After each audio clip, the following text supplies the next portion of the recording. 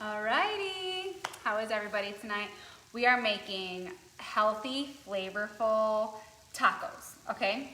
So you can make tacos a million ways, and I wanna show you how I do it and why I started doing tacos myself and my own seasonings, because if you buy taco flavorings from the grocery store, you can guarantee that there are going to be preservatives and fillers inside of your spices.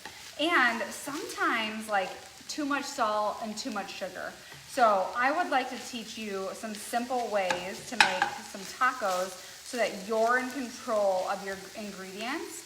And I'm gonna tell you what, it's way more flavorful. So I'm gonna show you three things. I'm gonna make with you three things that I put in our tacos or burritos. And then, and you can always change this up. So what I've done so far, I have browned and caramelized some onion a little bit, and I did grass-fed beef, so that's all browned. So now is the time, I'm actually kind of like rewarming it a little bit. This little guy was busybody, so I was trying to get him happy. In the meantime of browning that, I have my rice going, and I'm gonna show you how to flavor that. But you can do any type of protein that you'd like. So I am doing grass-fed beef. You could easily do ground turkey. You could do jackfruit. You could do tofu. You could also do this with like peppers and onions and build out your heartiness with like beans and rice and more starches. So it really just kind of depends on what works good for you and your preferences. So, okay, here we go. I have my meat and I have some garlic powder here. I really try to use all organic spices. I love either simply organic, or I use, the boys are out on the snowmobile, or I love Penzi spices because I know that they're organic and they're doing a good job with it. So I know you can see this. So I'm just gonna make a pile. I do this kind of like a pile of garlic powder.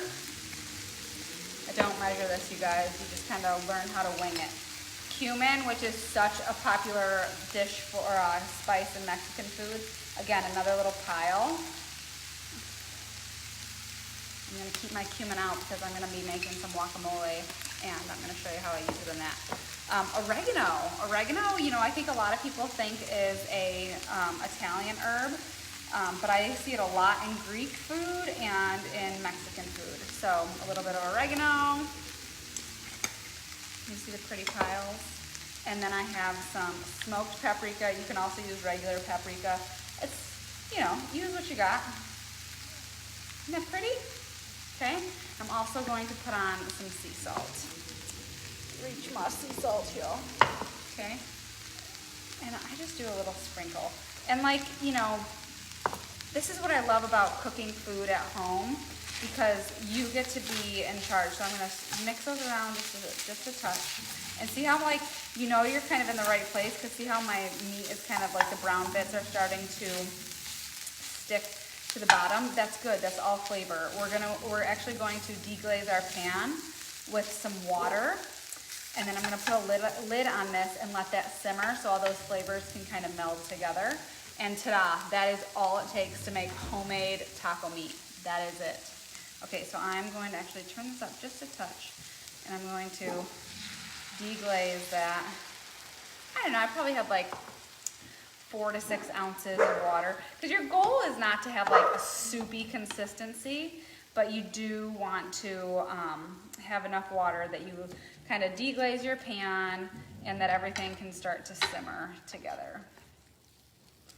If you're wondering why I use grass-fed beef, I love to follow a lot of like Weston Price principles, and they've done a lot of research about cows that graze out in the sun, eating grass, have a lot more nutrient value and a lot more of the healthy fats that we want. Okay, so that's good. I'm gonna throw the lid on here, and I'm going to show you how I do my really yummy rice. One sec, I'm gonna grab it.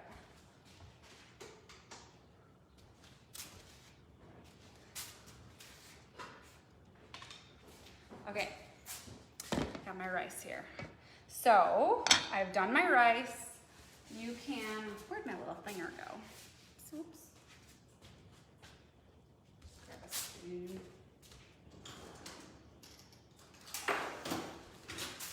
Okay, you can see it's like perfect, it's steaming, it's good to go, it's ready to go. Nice and fluffy, beautiful rice.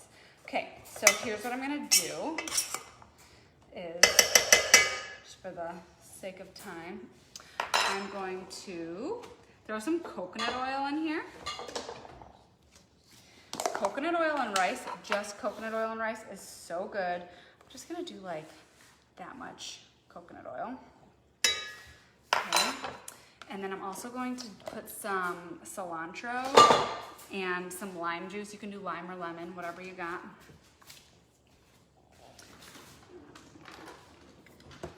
And we're just gonna see how this goes with, so take your lemons and roll them. If nobody's ever told you that, it's super handy to release the moisture in your lemon. Some people actually say put your lemons and limes in the microwave. We don't have a microwave in this house, so on purpose. And so if you roll them, it actually makes them, the juicing, so much better. So I'm just gonna cut my lemon in half. I'm gonna take this, and like I said, you could use lemon or lime for this. And my nice little squeezer here. I love this little tool. Squeeze that in. It's just about like creating a little flavor. I might actually put a tiny bit of sea salt in here. Tiny. And then I'm going to put some cilantro in there also. And we'll give it a stir. And this is so good. I mean, you guys, you could just do just this cilantro lime rice on top of like a salad with some beans. Like, you could keep it so simple. I mean, you can cook so cheap and so flavorful and so good. I will tell you, do not cook your cilantro with your rice. It will be bitter and not very tasty. This is definitely like after you're done cooking. So pretty, check that out. I'm gonna stir that all together. So look at the nice bubbles we have going on our beef. That's gonna be super flavorful, really good. So I'm just gonna give this a nice little stir and see how it feels and looks to me. And then I'm gonna put the, ooh, it smells so good, the lemon. Something else that you could do is even zest the lemon rind in here. Play with it and see like what your level of comfort is with spices and whatnot. I'm going to put the cover on just because my family's not in here ready to eat yet, but you could easily just be ready to go. Oh my gosh, so yummy. Okay, so again, I love to build flavors around any dish that I do. What do you need, buddy? I found it in my room. Okay, I don't know what it goes to. I'm doing a video right now. Okay, we're gonna move over here. This is gonna simmer for a couple minutes. That's all ready to go. I'll actually tell you really quickly, why don't I have a microwave? Because microwaves kill the energy and life force in your food. If you want to see something super interesting, go and look up like microwaved water. They did this experiment when you microwave water and you pour it on the plant. That plant dies. They water another plant with fresh spring water. That plant lives. And so microwaves kill your food, kills all the good stuff in your food. So you're literally just eating like dead matter. So we don't cook with a microwave. We use our stove and our oven. That's it. So other things that I'm going to put on our tacos is I'm going to get I have some sour cream, I have some salsa, some black beans. You could easily just put your taco fixings with lettuce. Kind of depends on how you are in the carb value. So just, it's, you know, tacos are so flexible. But come over here, we're going to make some wok. Okay. I'm going to back this thing up a little bit so you can see me. Hey. Alrighty, so I've got my lemons here. I've got two. Ooh, let me teach you about how I do my avocados. So I buy my avocados green, and then, you know, have you ever seen it's like, that avocado, not ready, not ready, not ready. It's done, it's over. So I buy them green and I like leave them on my counter. And if you can put like a little tiny thumbprint, see how that made a tiny indent? It's perfect. And I'll show you when I open it.